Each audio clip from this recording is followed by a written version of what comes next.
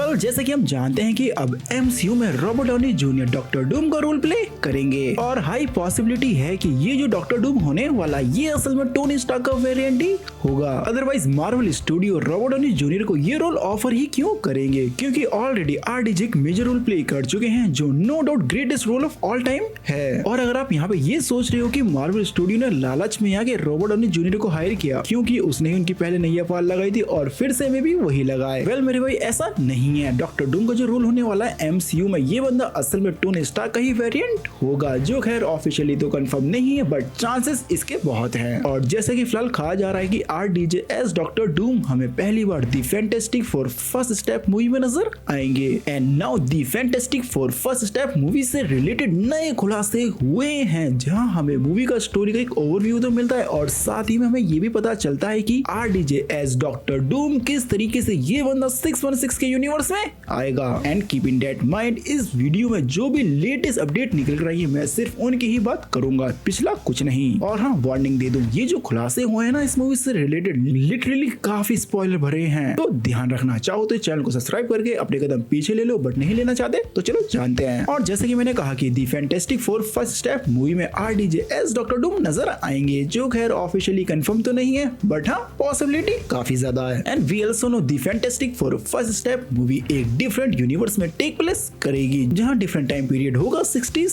का। And so फार इस movie से रिलेटेड हम इतनी ही डिटेल्स जानते थे, लेकिन कुछ इनसाइडर हैं जिन्होंने क्लेम किया है कि उन्होंने ये report the fantastic four first step movie के सेट से ही कवर करी है। और रिपोर्ट में उन्होंने बताया कि बेशक the fantastic four first step movie एक डिफरेंट यूनिवर्स में टेक प्लेस करेगी, लेकिन जो दी फैंटास्टिक फोर फैमिली है वो लोग इस यूनिवर्स से बिलोंग नहीं करेंगे। और इसका मतलब ये है कि दी फैंटास्टिक फोर फैमिली असल में हमारा जो मेन यूनिवर्स है 616 इससे ही बिलोंग करेंगे। जहां इस स्टोरी का एक ओवरव्यू आप इस तरीके से समझिए कि दी फैंटास्टिक फैमिली 616 यूनिवर्स में ही होगी, लेकिन ये बाद में स्पेस में छानबीन करने जाएंगे, जिसके बाद ये एक नेगेटिव जोन में आ जाएंगे, जिस वजह से इनकी पावर भी मिलती है और मे बी इसी वजह से ये एक डिफरेंट यूनिवर्स में चले जाएं। और मे बी जब दी फैंटास्टिक फैमिली इस यूनिवर्स में आए तो मे बी इसका जो टाइम पीरियड हो 60s का हो, मे बी नहीं डेफिनेटली होने वाला है। जहाँ पे बात इस तरीके से समझिए कि शायद ऐसा हो सकता है कि 616 यूनिवर्स में जब वो स्पेस में गए हो जब टाइम पीरियड अलग हो, लेकिन जब वो इस यूनिवर्स में आए वहाँ टाइम पीरियड अलग हो। और प्रीवियसली डिटेल से हमें ये भी पता चला है कि the fantastic four first step movie में हमें रीड रीचर के डिफरेंट गैजेट्स भी देखने को मिलेंगे जो दुनियादारी की हेल्प करने के लिए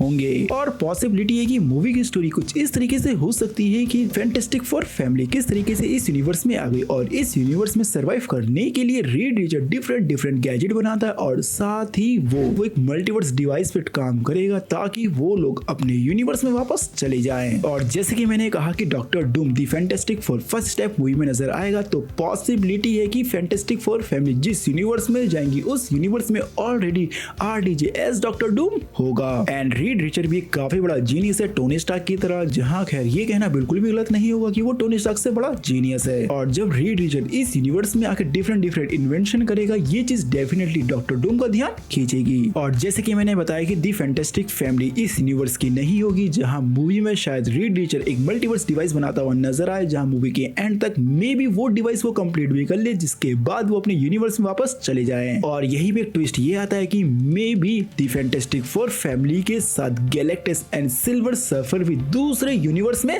चले जाएं, because of according to insider उनका कहना है कि मूवी में जब रीड रीचर एक डिफरेंट मल्टीवर्स डिवाइस पे काम कर रहा होगा तो इसका पता सिल्वर सर्फर को पता लग जाएगा, जिसके बाद वो सिल्वर सर्फर अपने ग्रुप गैलेक्टस को बताएगा कि किस तरीके से एक पूरा मल्टीवर्स है जहां पे लाखों करोड़ों हमें प्लैनेट्स मिल जाएंगे। और इस मूवी में गैलेक्टस जो होगा वो एक तरीके से बीमार होगा, जो मरने की कगार पे होगा और जीने के लिए उसे प्लैनेट की एनर्जी की जरूरत होगी और इसी रीजन से वो इस मूवी में अर्थ पे अटैक करेगा उसे खाने के लिए। और जब गैलेक्टस को मल्टीवर्स का कॉन्सेप्ट पता चलेगा, जहाँ पे उसे पता चलेगा कि उसे ऐसे और भी कई सारे प्लैनेट्स मिल सकते हैं खाने के लिए, मतलब एनर्जी ऑब्जर्व करने के लिए, तो वो डेफिनेटली मल्टीवर्स की राह पे चल पड़ेगा और किसी तरीके से silver surfer and Galactus fantastic Four family के साथ एक डिफरेंट यूनिवर्स में चले जाएंगे, जो यूनिवर्स और कोई नहीं 616 होगा। और जब फैंटास्टिक फोर उस यूनिवर्स में होंगे जिस यूनिवर्स में डॉक्टर डूम होगा, तो डॉक्टर डूम को भी किस तरीके से पता चल जाएगा कि ये जो लोग हैं ये असल में इस यूनिवर्स के नहीं डिफरेंट यूनिवर्स के हैं, जिसके बाद मे बी डॉक्टर डूम भी एक मल्टीवर्स डिवाइस बना ले, क्योंकि कहीं ना कहीं ये भी टोनी स्टार्क है और ये भी स्मार्ट है। और यहाँ पे मैं अपनी एक छोटी सी थ्योरी ये देना चाहता हूँ कि जैसे कि मैंने आपको बताया कि फैंटास्टिक फोर फैमिली एक डिफरेंट यूनिवर्स में होंगे और जब वो वापस अपने यूनिवर्स में आएंगे तो मे बी इस वजह से